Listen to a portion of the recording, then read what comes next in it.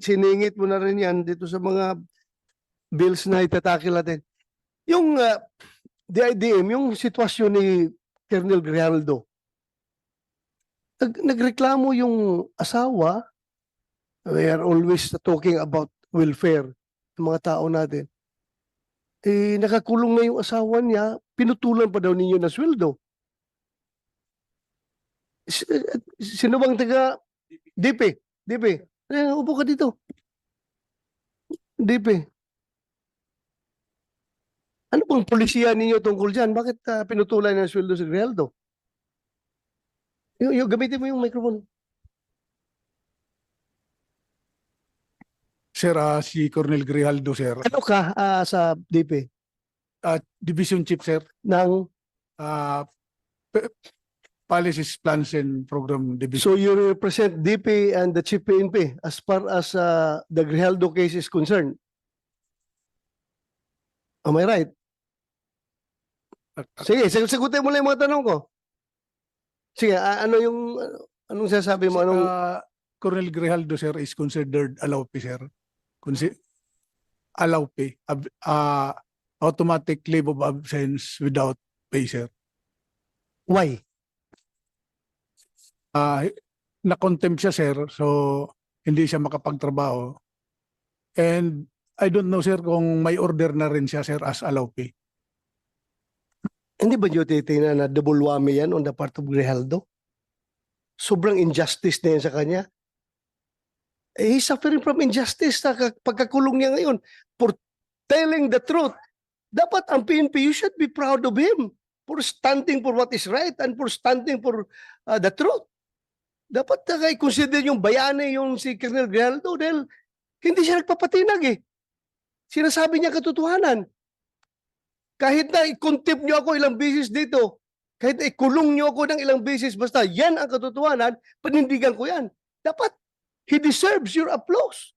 Kayong PNP, dahil tinayo niya yung bandera ng institusyon ng PNP na kami ay ganito. Hindi kami natatakot kahit sino mga congressman kayo dyan na mag-intimidate sa akin. Basta katotohanan lang ako. Bakit ginanon ninyo yung tao ninyo? Isn't it very double injustice on his part? Na wala na makain yung pamilya niya dahil pinutulan niyo ng sweldo? Hindi naman niya, he did not violate any law. To tell you frankly. Ay, i-interpret na ninyo yung batas to the detriment of your people? Ganun ba yun? You should implement, you should interpret your policies to the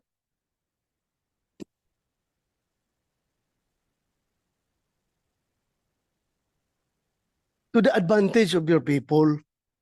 Tingnan nyo, you should be liberal enough to interpret your own policies. Hindi yung porki nakakulong, i-apply ka agad yung no work, no pay, i-apply ka agad ninyo yung, ano ba yung policy natin dyan pag nakakulong? Eh, sabi nyo, yung naka-incarcerated na tao or one is automatic, putol ang kanyang sweldo. Kawawa naman yung tao. Yung ginagawa natin yung policy na yan, ha? The intent of that policy is to make sure na yung mga eskalawag na pulis natin na nakakulong ay hindi na mag-enjoy sa sweldo niya. Is Grijaldo eskalawag? Kahit for purposes of discussion. Sabihin nyo, isa, wala kami magawa. Yan ang polisiya natin. No work, no pay. At kapag incarcerated, putol ka ng sweldo. But still, dapat may puso kayo sa tao ninyo. Kung nangyari sa iyo yung ginawa kay Grijaldo, anong sabihin mo? Sige nga, I would like to get your opinion. Sige, you open the mic. Ikaw, nagsasabi ng totoo sa isang congressional hearing. Kinontempt ka, ikinulong ka. Ngayon, nakakulong ka na, pinutulan pa na PNP yung sweldo mo. Wala ka ng pagkain yung pamilya mo dahil wala ka ng sweldo. Yes, sir. Ano masasabi mo? Sir, I think I will have the same sentiments with Colonel Grijaldo. Correct. Yes, sir. Particularly that He is my classmate, sir. Oh, so your classmate. Huh?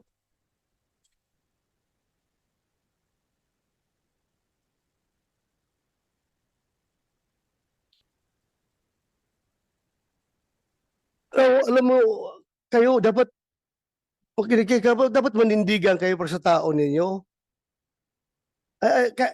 Not even the House of Representatives, not even the Senate could force you to do injustice to your people.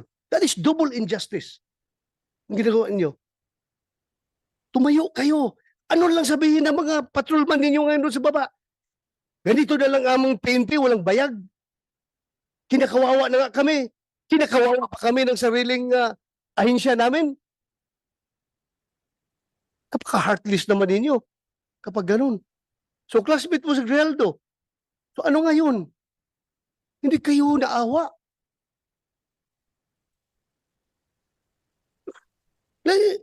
Then I would like to acknowledge the presence of Senator JB Ejercito. Thank you, Your Honor, for joining. Alam mo,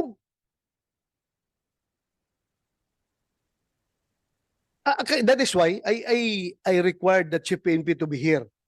I would like him to explain his side properly. Dapat. Because as a commander, it's very basic. Dalawa yung ating function as a commander. Number one is the accomplishment of the mission. And number two is the welfare of our men. Dalawa yan. Magkatabi yan. Accomplishment of the mission, welfare of our men. Anong welfare ang ginawa niyo kay Grijaldo? Hindi ba talagang nilaglag ninyo siya? Dahil as I have said, you should be proud of him. Hero ninyo siya. Porke galit sa kanya yung Quadcom, galit na rin kayo sa kanya. Tama ba yun na behavior ng isang institusyon na dapat tinitingnan ang kabutihan ng kanyang mga membro? I don't see any reason behind bakit ganun kayo mag-treat ng tao ninyo.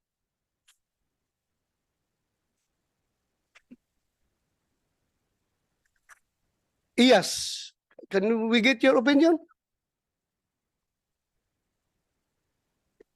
Your Honor, with respect to the actions of the House of Representatives, unfortunately, that's beyond the jurisdiction, Your Honor, of the Internal Affairs. We don't have an active.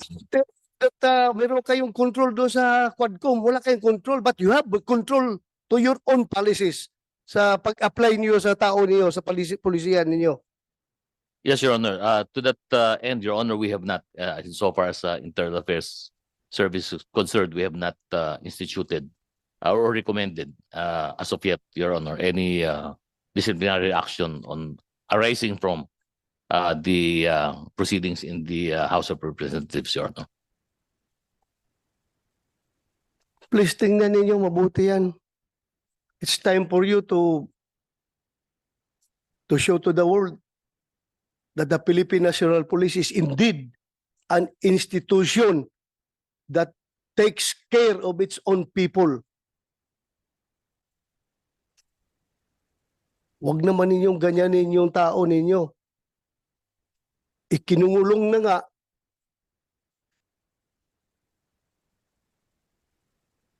Sobrang injustice na na-experience niya ngayon, putulan pa niyo ng sweldo.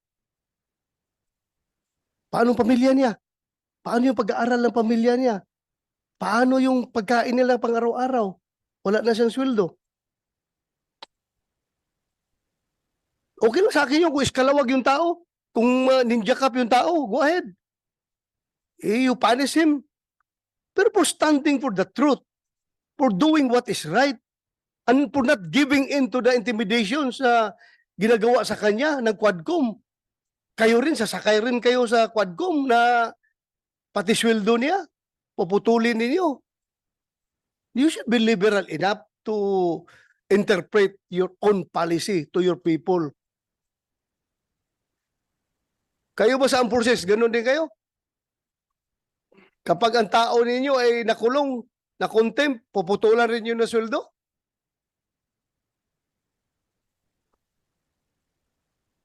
Anybody from the armed forces can speak up?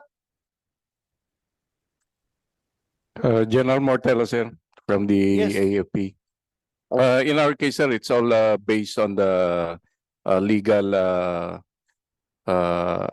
requirements of to discipline our people. So it's all within the bounds of policies within the organization. We have yung tinatawag namin, sir, na the right of the commander to institute punishment.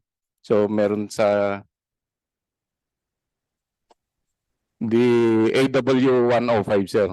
So any commander, even down to the smallest unit, can impose punishments based on the to institute discipline within the organization. So hindi basta-basta. Meaning, the commander still has the discretion. Yes, sir. Yeah. Discretion, yan ang pinaka-magic word yan.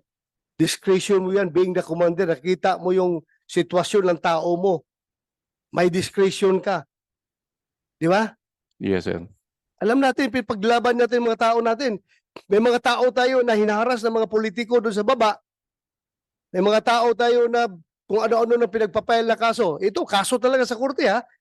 Harassment cases dahil nga, ako mismo, may mga kaso ako noon na harassment cases from politicians because hindi ako nag-give in sa kanilang kagustuhan, sa kanilang pansariling kagustuhan. Hindi ako nag-give in. Kinasuhan ako. Pero, at least ang PNP namin noon ay hindi ako pinutulan ng sweldo. May kaso nga ako eh. Pero hindi ako pinutulan ng sweldo. Dahil nakita naman ng PNP leadership na itong tao na ito nagtatrabaho lang. Nasagasaan ang politiko. Ngayon, nagalit ang politiko, rumisbak, kinasuhan. So bakit ko puputulan ng sweldo itong tao na nagtatrabaho? Sa taong matino. You have the discretion being the commander. And your discretion, using your discretion, you should consider always accomplishment of the mission and welfare of your men. Yung pagpuputol yun ng sweldo kay Grijaldo, what mission have you accomplished? Meron kayo mission na na-accomplish doon? Wala. Wala. Yun na po. Nandito kayo mga pulis, makinig kayo. Nagsusuot kayo ng uniforme na yan. You're wearing that badge. You're wearing that badge. You stand for what is written on that badge. Ipaglaban ninyo yan. Huwag kayong magpaitoy-itoy sa mga politiko. You know what I mean? Huwag kayong magpatuta-tuta sa mga politiko, Yung mga politiko na yan, hindi yan nagtitraining. Kayo, nagtraining kayo, yung sweat, blood, and tears ay nagsipaglabasan sa inyong katawan dahil sa training na yan. At gaganunin lang kayo.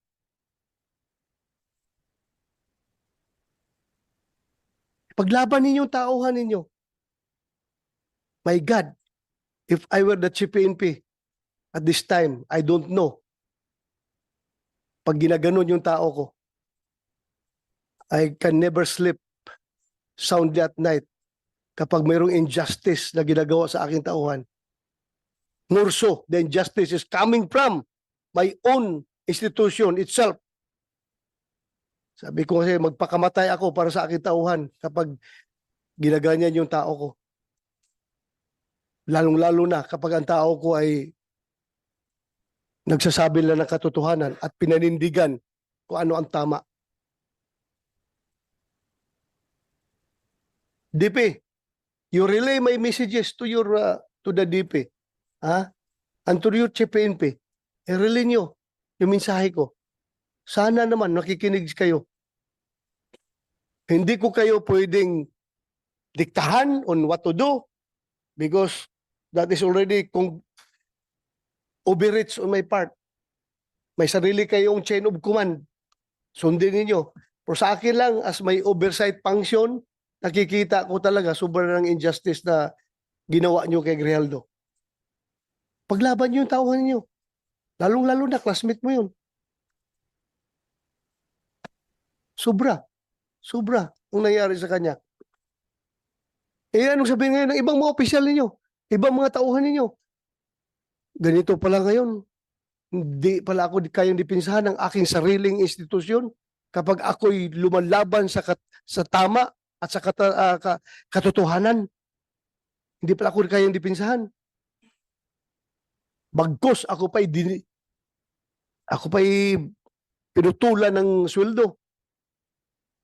Ano makakain ng pamilya ko kapag ganun? Makonsensya naman kayo. What happened to Grijaldo may happen to you. Pwede mangyari sa inyo yan. At kapag ganun kayo ka-weak as an institution, I don't know what will happen to the PNP. Lumaban kayo. Labanan ninyo yung tama. Huwag kayong kuwan dyan.